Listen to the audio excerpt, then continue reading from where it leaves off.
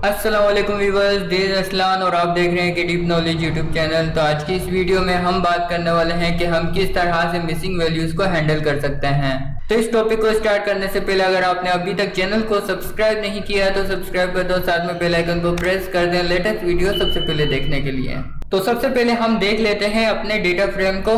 तो मैं यहाँ पे डीएफ टाइप कर देता हूँ, तो ये हमारे पास आ गया डेटा फ्रेम। ठीक है, अब हम देखने वाले हैं कि हमारे डेटा फ्रेम में मिसिंग वैल्यूज हैं या नहीं। तो उसके लिए मैं यहाँ पे लिख लेता हूँ df.info। तो आप यहाँ पे देख सकते हैं हमारे डेटा सेट में कोई भी मिसिंग वैल्यू नहीं है। देखिए हमारे पास ऑर्डर आईडी है, ऑर्डर आईडी में जो काउंट आ रहा है हमारे पास वो आ रहा है नॉन नल। ठीक है, इसके साथ साथ शिप डेट है नॉन नल। इस तरह से हमारे पास जितने भी कॉलम्स हैं इन सब में हमारे पास नॉन नल लिखा हुआ आ रहा है। और इसके साथ साथ आपको यहाँ पे डेटा टाइप भी देखने को मिल जाती है कि आपके कॉलम की डेटा टाइप क्या है। इसके अलावा हमारे पास फर्दर प्रोसेस भी होते हैं जिससे हम अपनी नल वैल्यूज को फाइंड कर सकते हैं। तो मैं यहाँ पे टाइप कर लेता हूँ df.isNull। तो आप यहाँ पे देख सकते हैं हमारा जो डेटा सेट है वो ट्रू और फॉल्स की शक्ल में दिखाई देता है। तो इसका मतलब ये है जब भी हमारे डेटा सेट में इस नल टाइप करने के बाद अगर आपका डेटा सेट फॉल्स दिखा रहा है तो इसका मतलब ये है कि आपके डेटा सेट में कोई भी वैल्यू नल नहीं है। लेकिन अगर फॉल्स की जगह ट्रू होता तो इसका मतलब ये है कि आपके डेटा सेट में नल वैल्यूज मौजूद हैं। सेम इसी तरह का एक और फंक्शन होता है isNA। तो यहाँ पे मैं टाइप कर लेता हूँ df.isNA। तो आप देख सकते हैं इसने भी हमें सेम आउटपुट दिया है। दोनों फंक्शन एक ही काम करते हैं, आप दोनों का यूज कर सकते हैं। तो आप यहाँ पे देख सकते हैं हमारे डेटा सेट में कोई भी नल वैल्यूज नहीं है।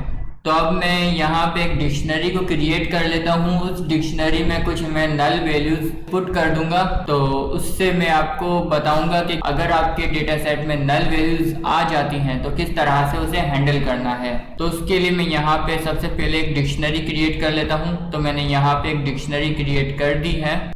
इसके साथ साथ मैं यहाँ पे इम्पोर्ट कर देता हूँ numpy लाइब्रेरी।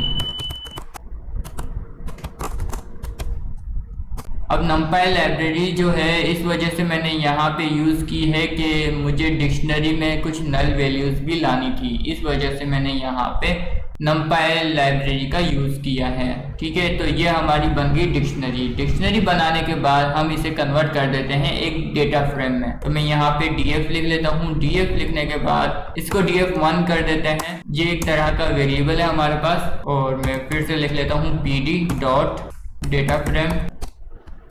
इस डिक्शनरी को कन्वर्ट कर दो डेटा फ्रेम में। ठीक है, तो ये हमारा डेटा फ्रेम क्रिएट हो चुका है। अब हम इसे देख लेते हैं डिस्प्ले करके। तो आप यहाँ पे देख सकते हैं हमारे पास जो डेटा फ्रेम है इसमें नल वैल्यू है। तो अब इस नल वैल्यू को किस तरह से हम हैंडल कर सकते हैं वो देख लेते हैं। तो सबसे पहले मेथड ये आ जाता है कि अगर आपके डेटा सेट में नल वैल्यूज आ जाती हैं तो उन रोज या उन कॉलम्स को आप ड्रॉप कर सकते हैं। लेकिन ये आप तभी कर सकते हैं कि जब आपके डेटा सेट में वो नल वैल्यूज कम से कम हो। अगर वो नल वैल्यूज ज़्यादा से ज़्यादा होंगी तो इसका मतलब ये है कि आपके डेटा सेट की जो एक्यूरेसी है वो ख़राब हो सकती है और जिससे इंसाइट्स निकालने में आपको प्रॉब्लम होगी और वो इंसाइट इतने एक्यूरेट भी नहीं होंगे। तो इस वजह से आपको पहले ये देखना होगा कि आपके डेटा सेट में कितनी नल वैल्यूज हैं। अगर कम है तो आप उन्हें रिमूव कर दें, अगर ज़्यादा है तो रिमूव करने के बजाय उन्हें फिल कर दें। तो सबसे पहले देख लेते हैं कि हम किस तरह से नल वैल्यूज को रिमूव कर सकते हैं। तो मैं यहाँ पे लिख लेता हूँ df1.dropNA। इससे आपके डेटा फ्रेम में जितनी भी नल वैल्यूज होंगी वो सब की सब रिमूव हो जाएंगी। देखें हमारे पास जो डेटा सेट में नल वैल्यू थी वो यहाँ पर रिमूव हो चुकी है। तो इस तरह से आपके डेटा सेट की वैल्यूज को आप रिमूव कर सकते हैं। ये आप तभी करना जब आपके डेटा सेट में नल वैल्यूज काफ़ी कम हों। ठीक है, अगर आपके डेटा सेट में नल वैल्यूज काफ़ी ज़्यादा होती हैं तो उसको किस तरह से हैंडल किया जाता है वो देख लेते हैं। तो उसको हैंडल करने के लिए मैं यहाँ पे सबसे पहले df आपको डिस्प्ले करा देता हूँ ताकि हम देख सकें कि हमारे डेटा फ्रेम में क्या चेंज आ रहा है। ठीक है, तो मैं यहाँ पे लिख लेता हूँ df1.fill। तो इस फंक्शन का यूज करते हुए आप अपनी नल वैल्यूज को फिल कर सकते हैं। अब वो किस तरह से कर सकते हैं, जैसे कि मैं चाहता हूं कि NaN की जगह 30 आ जाए, तो ये 30 आ जाएगा। देखें आ गया। तो आपकी जो नल वैल्यूज है वो यहाँ पे फिल हो चुकी है। इस तरह से भी आप अपने डेटा सेट की वैल्यूज को फिल कर सकते हैं। इसके अलावा भी और प्रोसीजर है, वो भी देख लेते हैं। तो मैं यहाँ पे लिख लेता हूँ df1.fill NA, ठीक है। इसके बाद मैं df1 को कंसीडर कर लेता हूँ और उसकी जो मीन वैल्यू है वो कैलकुलेट करने के बाद मैं यहाँ पे जो मुझे मीन वैल्यू मिलेगी वो यहाँ पे फिल हो जाएगी, ठीक है।